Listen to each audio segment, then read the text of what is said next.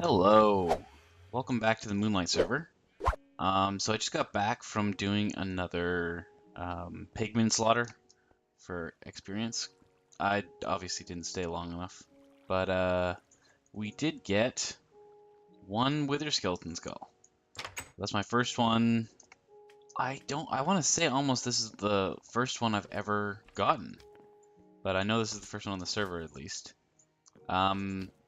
Oh yeah, there's a lot of different stuff now, or at least I think. I've got a storage room now. So I've recently put this in, and it currently has a security system.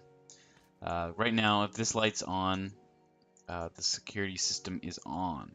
So if you open one of these chests, I'll show you what's going to happen. Let's open... I gotta put some stuff away.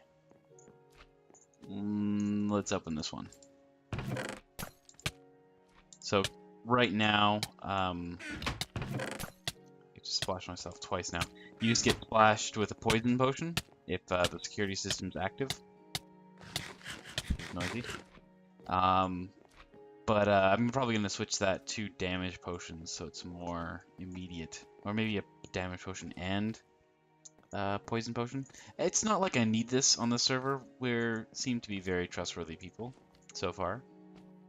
So I don't need the security system. It's just something I like to add. And I'm not going to show you how I turn that off. But we just have to turn off the system, and then I can use the chest for a certain amount of time, and then it'll turn itself back on again. This light here indicates when you can turn the system back off again. And actually, I'll show you that in just a second here. Okay, so now you can see this light's currently off, meaning that the system is now safe to use. So now I can go into these chests and add stuff, no problem. I'm not gonna get hurt by anything. Mob drops, let's add this in there. I'll add those in there as well. Let me see, bones, what else we got? Vegetation, I guess that counts for that. But yeah, so you can see I'm using it, and then after a certain amount of time, an alarm will sound, and you'll hear that in a moment. We're just dumping these gold things here for now. I got too many of them. And swords and other gold. Actually, you know what? Let's compile most of these right now. Until that sound, you'll hear the alarm go off again.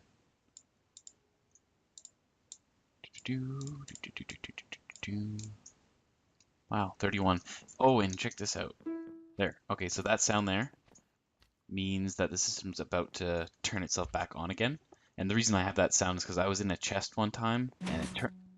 There you go. So there's a bit of a warning. This light here will come back on when I'm able to turn the system off again. It's just because that's the way the timer is currently set. I have to wait for the timer to reset itself before I can open it again. But these are all from pigmen that I've been killing on the server so far. So that's pretty cool. I've got so many gold swords. Quite a bit of stuff in our ender chest there as well. And let's just dump this stuff here for the rest. Wither skull, I should put that somewhere. You know, let's just plop it in here. I'm sure nobody will touch that. And I don't want that in my inventory. Anyway, okay, so now that I've shown you my security system storage room, I like the look of it. I like the beams going across. I've also added the beams that stick out so they continue through. And yeah, no, I like the way it looks. It's definitely not enough storage for all the items. I'm going to have a couple farms set up, and that's where we'll store. So like for our potatoes and our carrots and stuff, the storage for those items will be in like those farms itself. I've got to get rid of this guy because he is really irritating. Also, I got rid of our little death trap machine that we had here, just because it wasn't working properly and it was taking up space. Especially because I figured out where the other slime chunk is, And the other slime chunk goes past to where our little seating room was. So this is our other slime chunk here, which I don't know if we'll do.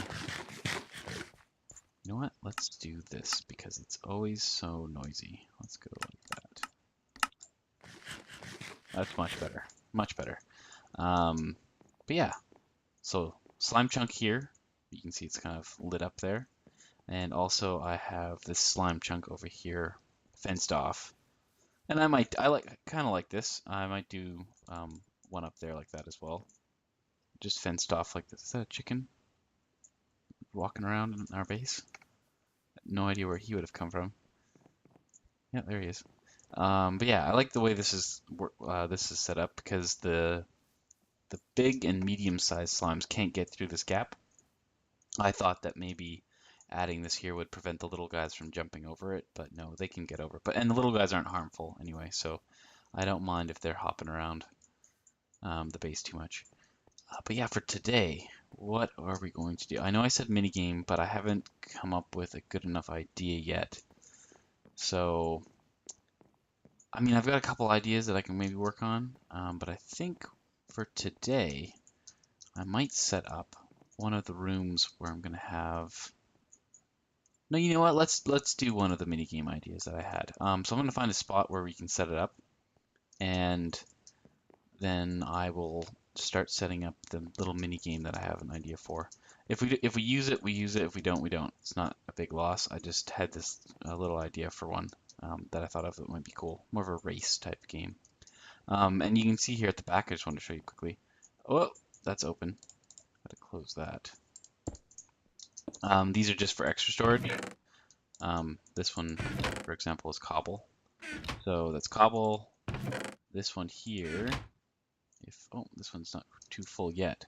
But this is smooth stone, because I've been melting a lot of smooth stone. And yeah, so yeah, let me just get a spot for us to do the mini game, and I'm gonna get that going in just a moment here. Thanks. See ya.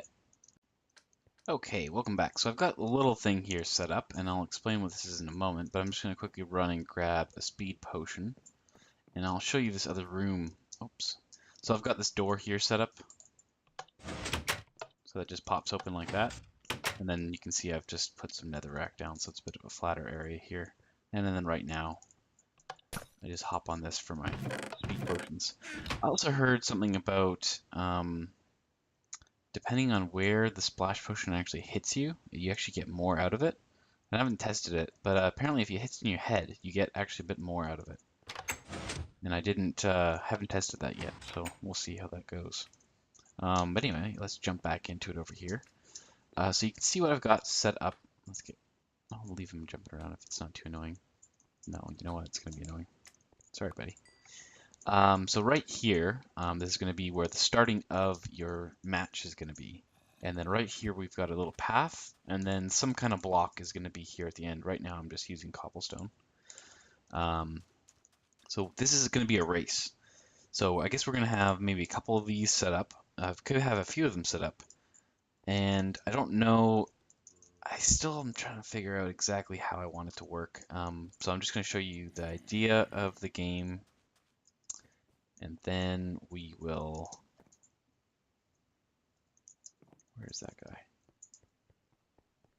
It's the issue with living in a cave. There's always mobs. Anyway, you know what? I'm going to take care of him, and then we'll be back. Okay, so now that that guy is taken care of, let's just close that off. We can get back to this. Anyway, so what I've got here, you stand here, you run across this, you're going to break the block that's here, and then you're going to try to run back. And this is going to be a race with your other people here. And as you can see right now, the only thing that's holding up that sand is these torches on these pieces of wool. And then there's also this line of signs below there. And that is going to be to break the sand. Now, this is going to be much deeper than this. Enough to kill you after you fall. And these signs are going to have to be way at the bottom. But this is just for demonstration purposes, because I don't want to die when I'm doing this right now. What should we do first? We're going to do the bud switch first. So we're going to need a bud switch. And this is going to be, I don't know what the names exactly are, but this is a bud switch. But the type of bud switch this is when you put a block next to it, it's going to extend and then it's going to retract right away. And then if you remove that block, it's going to do the exact same thing. The other type of bud switch is when you place a block next to it and it extends, and then you remove that block and then it contracts. So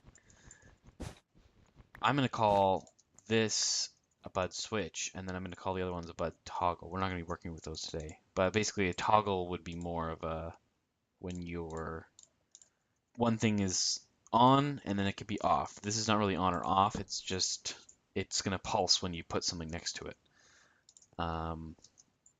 So right now, oopsie, gotta get it. Might have to put a piece of wool there first. Yeah, I might have to do that. That, perfect. There we go. Okay, so that's almost set up. We just need to put that there, and we need to put this right here. Perfect.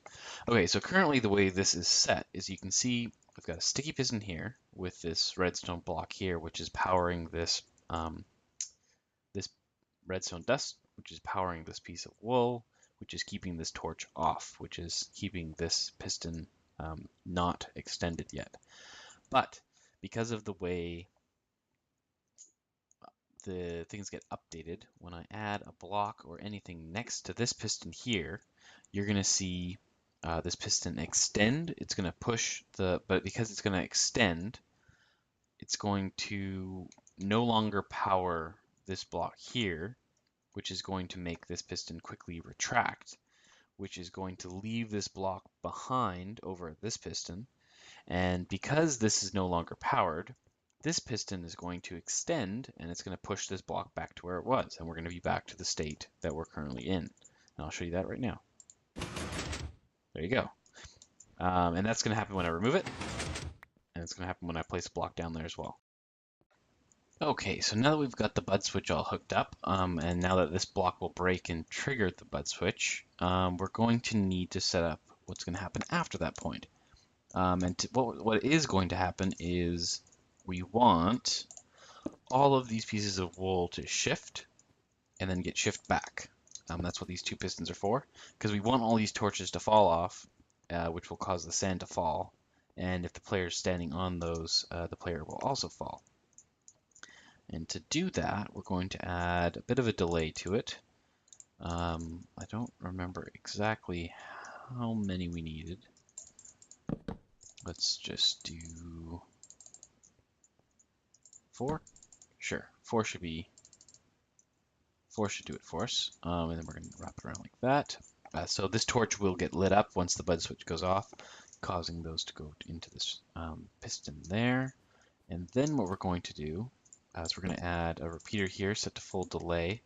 I don't remember exactly what this one was supposed to be set at, so we're just going to go like this. And we'll test it to make sure it works.